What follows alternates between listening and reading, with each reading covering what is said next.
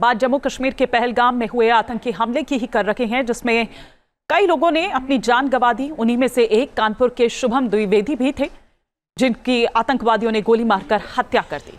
शुभम का पार्थिव शरीर जब उनके घर पहुंचा तो परिजनों की आंखों से आंसुओं का सैलाब उमड़ पड़ा। और इस वक्त जो तस्वीरें आप देख रहे हैं, ये शुभम द्विवेदी के घर की ही तस्वीरें देख रहे हैं, जहां पर मुख्यमंत्री योगी आदित्यनाथ इस वक्त पहुंचे हुए हैं और उनके जो परिवार वाले हैं उनसे बातचीत करते हुए, उन्हें ढांढस बंधाते हुए, हाथ जोड़कर उनकी बातों को सुनते हुए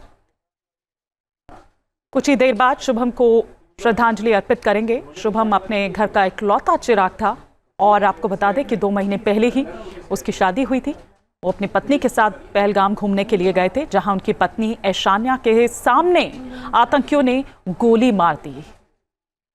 श्याम तिवारी इस वक्त हमारे सहयोगी हमारे साथ जुड़ चुके हैं। श्याम, हम इस वक्त तस्वीरें देख रहे हैं, मुख्यमंत्री योगी आदित्यनाथ वहां पर पहुंचे हुए हैं, परिजनों से बात कर रहे हैं, उन्हें ढांढस बंधा रहे हैं, सांत्वना दे रहे हैं।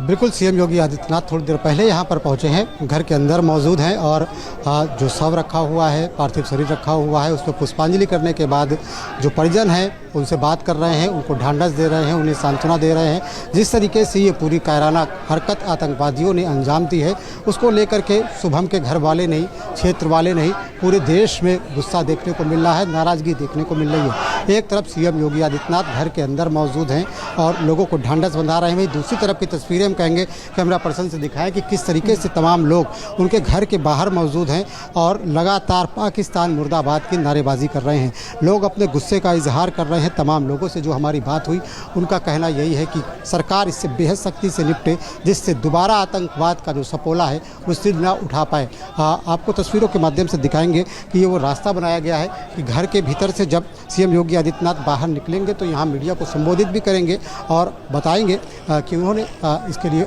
क्या कुछ मुआवजे का ऐलान किया है या किस तरीके की बात वो रखते हैं, देखने वाली बात होगी। लेकिन फिलहाल की जो तस्वीर है वो यही है कि एक तरफ घर के भीतर सीएम योगी आदित्यनाथ मौजूद है, तमाम परिजन मौजूद है, परिजनों से वो बातचीत कर रहे हैं, उनको समझाने का प्रयास कर रहे हैं, उनके दुख दर्द को कुछ कम करने का प्रयास कर रहे हैं और उनको बता रहे हैं कि सरकार उनके साथ में है, उत्तर प्रदेश सरकार उनके साथ में है, हर संभव मदद सरकार उनकी करेगी। आपको बता दें कि कल भी सीएम योगी आदित्यनाथ ने पीड़ित परिवार से बातचीत की थी।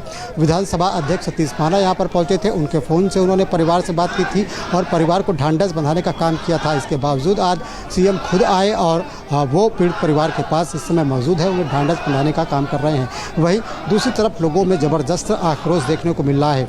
आपको बता दें कि सीएम योगी आदित्यनाथ के साथ तमाम लोग मौजूद हैं, वो भी सीएम के साथ अंदर गए हैं और आपको बता दें कि सीएम के बाद सीएम के जाने के बाद जो अंतिम संस्कार की प्रक्रिया है, योगी आदित्यनाथ उनके परिवार से मिले, निकाली जाएगी। तकरीबन क्या कोई बात सामने आई है? क्योंकि शुभम की जहां तक बात है, इकलौता बेटा, वो अपने घर का कमाने से लेकर हर चीज में, अभी 2 महीने पहले ही उसकी शादी हुई थी। क्या किसी तरह की नौकरी की बात हो या मुआवजा, जिस तरह से आप यहाँ पर बात कर रहे थे, क्या कोई ऐसी बात अब तक निकलकर सामने आई, किसी तरह की मदद?